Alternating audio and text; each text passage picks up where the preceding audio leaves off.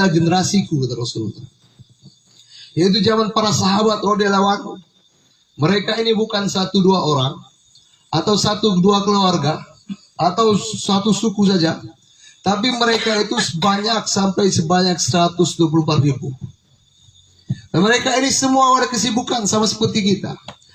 Yang mana iman-iman mereka, sifat-sifat baik mereka telah dijadikan oleh Allah SWT menjadi standarisasi untuk umat-umat setelah mereka.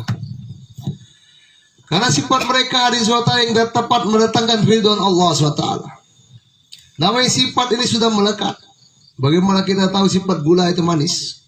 Maka di bawah taruh di kopi akan menjadi manis.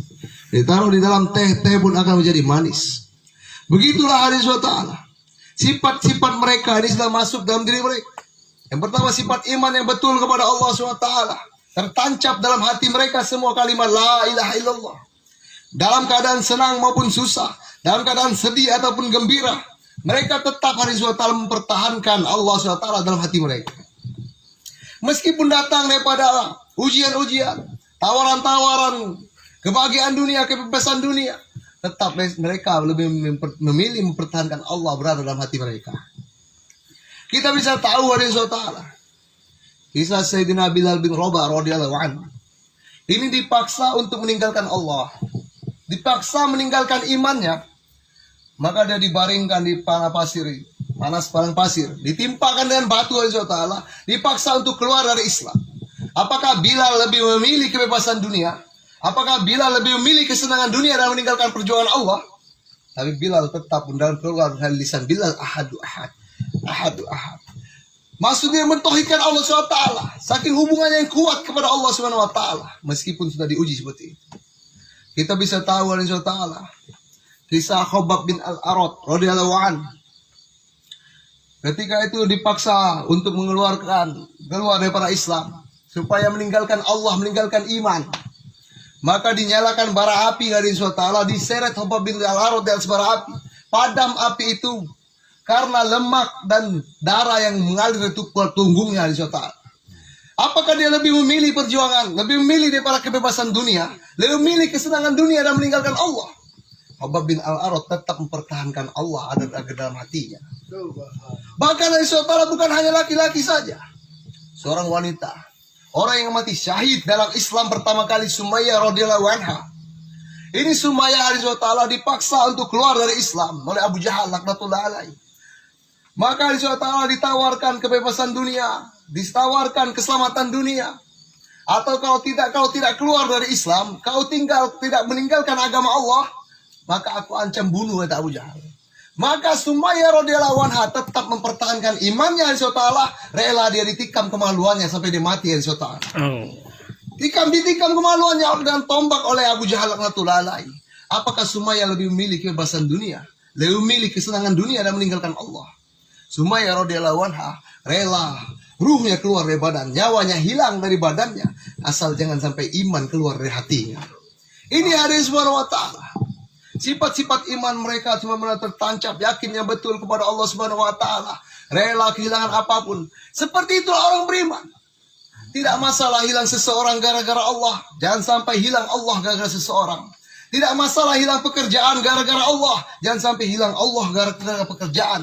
Tidak masalah kehilangan harta gara-gara Allah, jangan sampai kehilangan Allah gara-gara harta. Tidak masalah kehilangan harga diri kita di depan manusia gara-gara Allah, jangan sampai kita kehilangan Allah gagal mempertahankan harga diri di depan manusia. Maka hadirin bukan oleh Allah SWT. Setelah sifat iman mereka itu betul kepada Allah, kalimat yang betul la ilaha illallah ada dalam hati mereka, dan mereka pun sifat mereka menjaga sunnah-sunnah Rasulullah SAW. Dari sunnah yang terkecil hingga sunnah yang terbesar. Begitulah sifat mereka telah melekat dari Allah. Baik ketika bersama Rasulullah SAW atau tidak bersama Rasulullah SAW.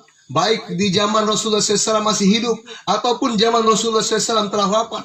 Mereka tetap menjaga sunnah-sunnah Rasulullah SAW. Mereka mengamalkan sunnah karena tahu itu sunnah. Hari ini, umat hari ini meninggalkan sunnah karena itu tahu itu sunnah. Maka hadirin bukan oleh Allah SWT. Saking sifat sahabat yang menjaga sunnah Rasulullah SAW. Pernah satu waktu hari SWT, Rasulullah bersama para sahabat pulang dari safar. Maka melihat hari SWT Di satu jalan itu ada kayu yang menghalangi jalan. Maka Rasulullah SAW lewat situ menundukkan kepalanya. Maka sahabat pun ikut menunduk. Sahabat ini menunduk bukan karena ada kayu, tapi melihat karena kepala Rasulullah SAW menunduk, mereka pun ikut menunduk. Maka hari-hari demi hari berlalu, hari SWT, Rasulullah SAW telah wafat, dan kayu di tempat yang menghalang itu sudah tidak ada lagi. Maka satu ketika itu sahabat itu lewat di situ lagi. Maka sahabat teringat bahwasanya Rasulullah SAW ketika lewat sini menundukkan kepala. Kayu sudah menghalang, tidak ada lagi. Zaman sudah berubah. Rasulullah pun telah wafat. Maka hari SWT ketika sahabat lewat situ, sahabat menundukkan kepalanya semua. Maka hari SWT di balik sunnah ada kejayaan. Tatkala sahabat menundukkan kepala, orang kafir menserkat anak panah, tidak ada yang mengenai para sahabat. Ini saking mereka menjaga sunnah-sunnah Rasulullah SAW dalam keadaan apapun. Maka satu waktu hari SWT ketika zamannya Khalifah Umar bin Khattab radhiyallahu anhu, maka semua hari SWT Islam telah maju hari SWT. Banyak Persia, Rum sudah ditaklukkan oleh Islam hari SWT. Sehingga hari SWT raja-raja mengundang makan para sahabat. Mengundang makan. Jatuh kerajaan hari SWT di tempat-tempat orang kaya. Maka apa yang terjadi hari SWT? Tatkala salah seorang sahabat ingin mengambil makanan, makanan itu terjatuh. Diambilnya lagi. Maka ditegur oleh kawannya yang lain. Hei sahabatku, itu kan masih banyak. Kenapa kau ambil yang sudah jatuh? Malu dilihat orang-orang raja-raja ini. Malu dilihat orang-orang kaya-kaya ini. Maka apa jawab sahabat tersebut? Tidak akan mungkin ku tinggalkan sunnah kekasihku hanya karena malu di depan orang bodoh ini. Maka saking hebatnya lagi sunnah masuk dalam hati para sahabat itu. Sehingga hadirin subhanahu wa ta'ala, iman mereka betul. Mereka pun menjaga sunnah. Setelah itu sifat-sifat baik dalam diri mereka, yaitu mereka itu sholat khusyuk al-khudud. Mereka senantiasa hari SWT mengagungkan Allah, baik di dalam sholat maupun di luar sholat hari SWT. Hubungan mereka itu kuat hari SWT kepada Allah. Maka satu waktu ada seorang sahabat yang mana kerjanya ini, dia ini menebang kayu di hutan. Menebang kayu hari SWT. Maka dia kampak-kampak, dia tebang-tebang itu kayu. Mungkin satu tebang lagi, satu tebasan lagi, satu hantaman kampak lagi, itu pohon akan rebah, pohon akan roboh. Tapi hari SWT ketika dia hendak mengayunkan kampaknya, terdengar suara azan. Maka dihentikan hari SWT. Apa dia katakan dalam hatinya? Jika jadi batang tadi aku tebang, maka haram yang dimakan anak istriku. Saking seperti itu keyakinannya dan sholat. Mereka hari SWT mengagungkan sholat.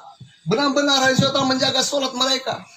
Satu waktu Sayyidina Abdurrahman bin Auf radhiyallahu anhu terlambat sholat masbuk, bukan tidak sholat, terlambat sholat. Ketika datang orang sudah ruku. Maka Masya Allah, setelah selesai salam, maka menemui Rasulullah SAW.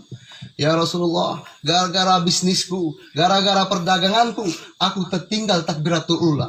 Maka kata Abdurrahman bin Auf, semua keuntunganku hari ini aku infakkan di jalan Allah untuk menebus takbiratul ulaku. Maka jawab Rasulullah SAW, wahai Abdurrahman, sesungguhnya takbiratul ula itu lebih baik daripada dunia beserta isinya. Hartamu tidak bisa membelinya. Maka menangis Sayyidina Abdurrahman bin Auf radhiyallahu anhu.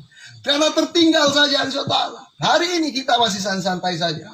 Baru ajaan, masih santai, nanti. Maka begitulah hadirin subhanahu wa ta'ala. Sifat-sifat yang mendatangkan keridhaan Allah SWT dalam diri sahabat. Sampai-sampai pun kita pun disuruh ikut mereka hari subhanahu wa ta'ala. Setelah itu ada sifat ilmu dalam diri mereka. Senantiasa menuntut ilmu hadirin subhanahu wa ta'ala. Tidak puas dengan ilmu. Dan tidak pasrah dan kebodohan. Hari ini mentang-mentang kita sudah tahu, maka kita tidak mau lagi. Malas duduk taklim, malas dengar bayan.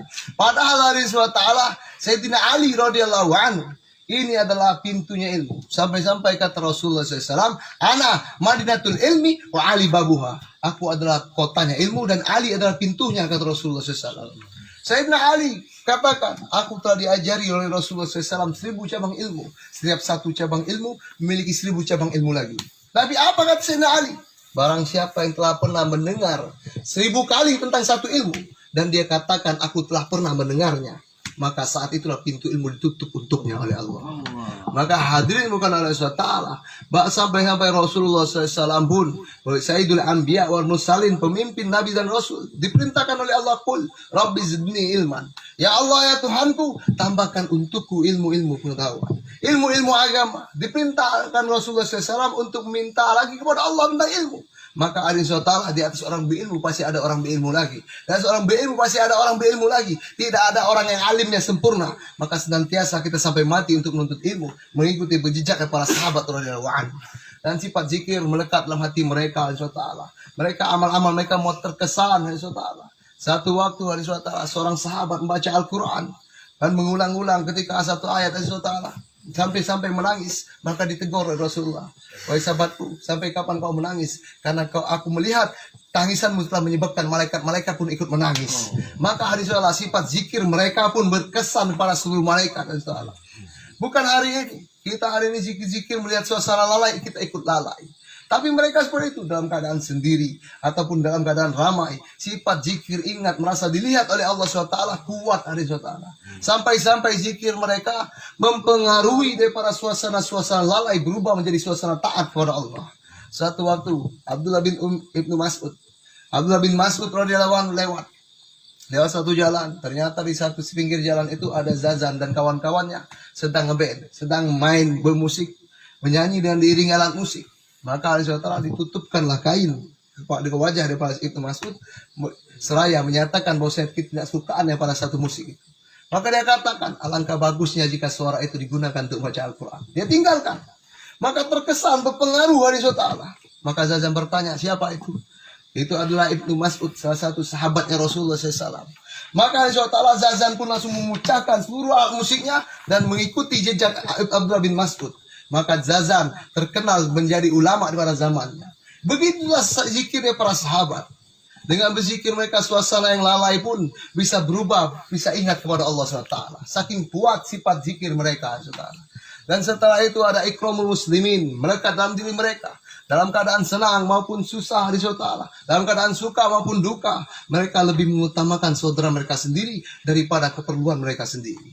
Satu waktu, Sayyidina Abu Jahal bin Hudzaifah radhiyallahu anhu datang hari Allah menemui sepupunya di satu peperangan. Ketika itu sepupunya sedang sakaratul maut. Dia membawakan air untuk sepupunya. Maka diberikan air itu ke sepupunya. Ketika sepupunya itu hendak minum, maka terdengar rintihan orang di sebelahnya. Salah seorang sahabat yang sedang sakaratul maut juga kehausan. Maka kata sepupunya berkata kepada Sayyidina Abu Jahal, kasihkan dengan dia dulu. Maka Sayyidina Abu Jahal pergi ke sahabat-sahabat Ansor tadi, diberikan satu minuman tadi.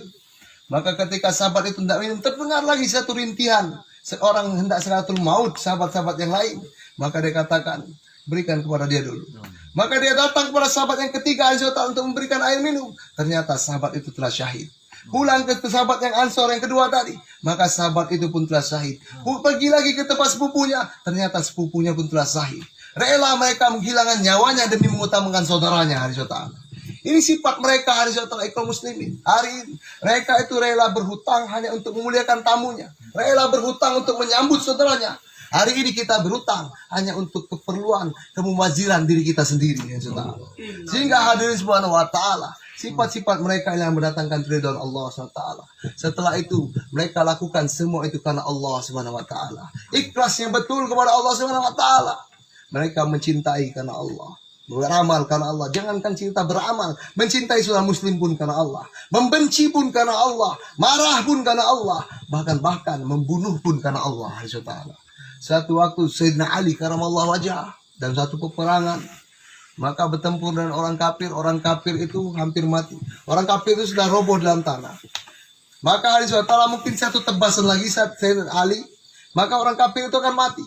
Ketika Sayyidina Ali hendak menebas orang kafir itu tersebut, maka orang kafir itu meludahi wajah Sayyidina Ali. Maka tidak jadi ya saudara, dilapnya wajahnya, maka dia sarungkan lagi pedangnya. Terkejut orang kafir tadi. Wahai Ali, kenapa kau tidak jadi membunuhku? Padahal mungkin satu tebasan lagi aku telah mati, kata orang kafir. Maka apa jawab Sayyidina Ali karamallahu wajhah? Tadinya aku ingin membunuhmu karena Allah, tapi kau meludahiku, aku marah, aku tidak mau membunuhmu karena nafsuku. Sayyidina Ali bahkan membunuh pun karena Allah. Mereka mengaplikasikan dalam kehidupan mereka, inna solati, sesungguhnya solatku, wa nusuki, ibadahku, wa mahyaya, hidupku, wa mati dan matiku, lillahi rabbil alamin, hanya milik Allah, Tuhan semesta alam, dilakukan hanya untuk Allah saja. Hadirin subhanahu wa ta'ala, dan hadirin dimulakan oleh Allah subhanahu wa ta'ala, dan seluruh para sahabat ini tidak ada yang tidak keluar dari jalan Allah subhanahu wa ta'ala. Semuanya keluar di jalan Allah SWT. Maka hadirin SWT, anak-anak kecil pun hadirin SWT ingin terlihat tinggi, ingin terlihat besar supaya dapat ditaskil oleh Rasulullah SAW. Hari ini, apabila ditanya siapa yang sudah IPB, kita hadirin kecilkan diri hadirin SAW, takut-takut ditaskil. Ini berbalik hadirin SWT. Bagaimana mungkin kita bisa dapat keridhaan Allah jika kita tidak mengikuti orang-orang yang sudah diridhoi oleh Allah SWT.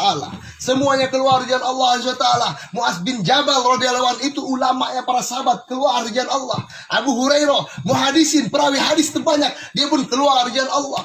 Abdurrahman bin Auf, Utsman bin Affan, orang-orang kayanya zaman sahabat, mereka pun keluar di jalan Allah. Bahkan Bilal bin Rabah, Wahsy bin Harbin, dan semua itu orang-orang budak hadis Allah, mereka pun keluar memperjuangkan agama Allah SWT. Tidak ada SWT, bahkan orang-orang tua pun, Abu Ayyub Al-Ansari umur 94 tahun tetap keluar di jalan Allah hadis Allah. Tidak ada mereka. Mereka yakini bahwasanya ayat infiru khifafa wasiqala, berangkatlah kau dalam keadaan ringan ataupun berat. Mereka benar-benar masuk dalam sifat mereka. Dalam keadaan senang mereka berangkat, dalam keadaan susah pun mereka berangkat, dalam keadaan banyak masalah mereka berangkat, tidak ada masalah pun mereka berangkat. Tidak punya uang berangkat, banyak uang apalagi mereka berangkat dari SWT. Maka hadirin dimulakan oleh Allah SWT, sahabat ini banyaknya 124.000, banyaknya 124.000, dan semuanya dapat ridho Allah SWT. Korban minimal dari 124.000 adalah setengah hidup mereka ketika perjuangkan untuk agama, setengah hidup mereka untuk agama. Maka hari ini kemuliaan itu diberikan oleh Allah SWT. Kita ditaskil oleh masing-masing kita seumur hidup kita untuk dakwah, atau 6 bulan setiap tahun dari Subhanahu wa Ta'ala. Maka masih sungguh-sungguh kita meningkatkan pengorbanan. Mana mungkin kita bisa dapat ridho Allah Subhanahu wa Ta'ala, masih sudah suruh kita tingkatkan pengorbanan, kita malah kendorkan perjuangan hari Subhanahu wa Ta'ala. Orang-orang sudah punya 4 bulan, turun 40 hari, itu sama saja dia belajar menyelesaikan masalahnya dan cara mereka sendiri hari Subhanahu wa Ta'ala. Masih sudah tingkatkan suruh 6 bulan, kita turun 40 hari. Masya Allah. Maka malu kita di hadapan Allah Subhanahu wa Ta'ala. Kita mengaku ikut sunnah Rasulullah, kita mengaku ikut para sahabat, tapi aplikasi kehidupan kita jauh melenceng daripada kehidupan para sahabat. Maka hadirin yang dimuliakan oleh Allah Subhanahu wa Ta'ala, kalau kita ingin mengikuti sahabat radhiyallahu anhum, korban minimalnya itu 6 bulan setiap tahun dari Allah. Maka kata Allah, wasabiquna awalun minal muhajirin wal ansor, wasabiquna awalun, generasi awal daripada umat ini, minal muhajirin wal ansor, dari kaum muhajirin dan kaum ansor. Dan bukan di situ saja, walladzina tabauhum bi ihsan, dan mereka-mereka dan orang-orang yang mengikuti mereka dalam kebaikan. Apa janji Allah? Radhiyallahu anhum wa radu'an, ridho Allah untuk mereka, mereka pun akan ridho kepada Allah Subhanahu wa Ta'ala. Sampai kata Rasulullah SAW, man tasyabbaha biqaumin fahuwa minhum, barang siapa yang meniru suatu kaum, maka dia adalah digolongkan nanti dengan kaum tersebut. Allah. Sahabat, setengah hidup kita pun perjuangkan setengah hidup kita, minimal 6 bulan setiap tahun. Allah. Jangan lagi 40 hari untuk pakaian istri-istri kita saja, untuk masturot saja. Apabila kita berangkat rijal, kita berangkat 4 bulan minimalnya, semua bersedia.